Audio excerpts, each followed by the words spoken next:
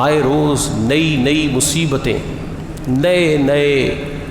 جو ہے وہ ظلم و جفا کے انداز ہم پر ہی اپنائے جاتے ہیں، اس عوام پر ہی اپنائے جاتے ہیں، لیکن اس عوام کو دو فریقوں میں ڈیوائیڈ کر دیا جاتا ہے اور ان کی اجتماعی فکر کو جماعتوں کی آپس کی لڑائی کے اندر اس طرح سے انوالو کر دیا جاتا ہے کہ انہیں اپنے مسائل کی فکر ہی نہیں رہتی۔ پیٹرول کی قیمت بڑھے گی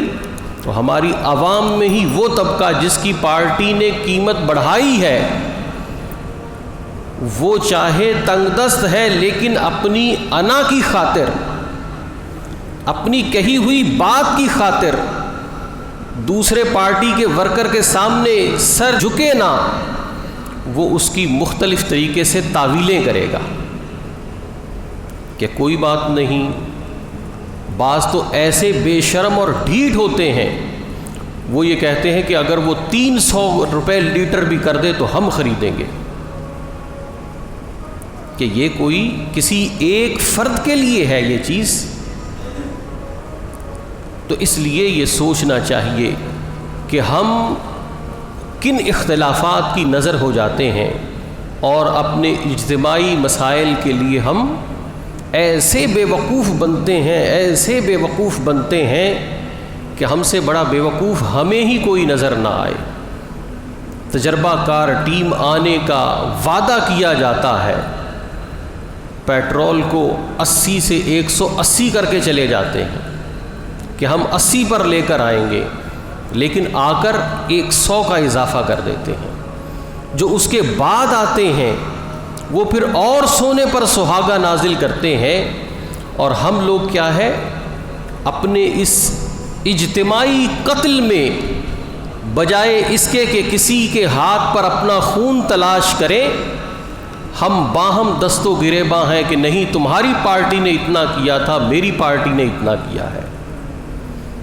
میرے والے فرشتے ہیں تمہارے والے چور ہیں۔ حالانکہ یہ دونوں کا انتخاب جو ہے وہ اچھے اور برے کے لحاظ سے نہیں ہے، یہ انتخاب بدتر اور بدترین کے درمیان ہے، ان میں اچھا کوئی بھی نہیں ہے۔ کیوں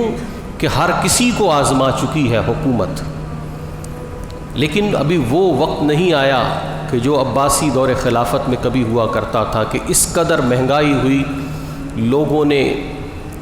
گلیوں میں پھرنے والے کتے اور بلیوں کو کھانا شروع کر دیا۔ مستنصر باللہ کے دور حکومت میں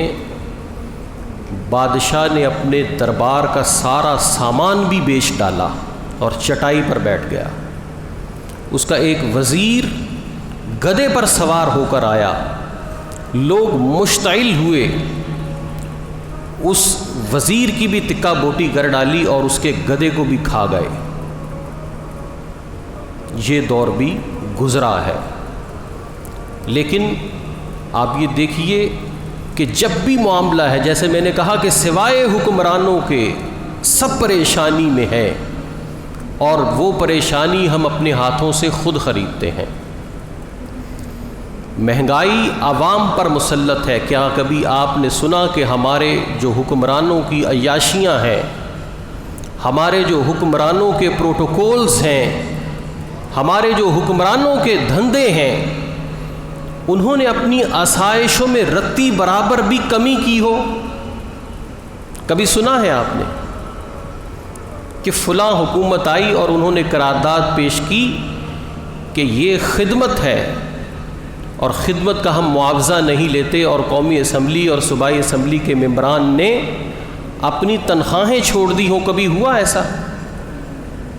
یہ بدبخت اپنی تنخواہیں بھی نہیں چھوڑتے، اور تنخواہ کو تو یہ شاید کھاتے بھی نہ ہوں جتنا یہ اوپر سے مال کما کر کھاتے ہیں۔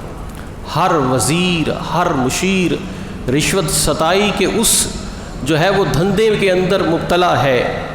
کہ جس کی کوئی پہلے مثال نہیں ملتی۔ ہر شخص آنے والا نئے ریٹ منتخب کرتا ہے، نئے ریٹ متعین کرتا ہے،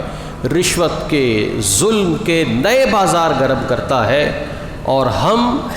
ان کے پیچھے تالیاں بجاتے ہیں کہ فلاں بہت اچھا ہے، فلاں میرا قائد بہت اچھا ہے، لیکن ہو یہ رہا ہے کہ عوام کا معاشی قتل ہو رہا ہے۔ جو تنگ دست تھا، جو غریب تھا، وہ مزید غربت کے گڑھے میں گرتا جا رہا ہے، اور جو شخص امیر تھا وہ امیر سے امیر تر ہوتا جا رہا ہے۔ یہ ظلم و استبداد کا جو نظام ہے، اس کی پیداوار ہی یہ ہے کہ غریب مزید غریب ہوگا اور امیر مزید امیر ہو جائے گا، کیونکہ وسائل کی منصفانہ تقسیم نہ ہو، وہاں پر جس میں جتنی طاقت ہو وہ اتنا لوٹ کر لے جاتا ہے، اور ہم اپنے لوٹنے والوں کا خود انتخاب کرتے ہیں۔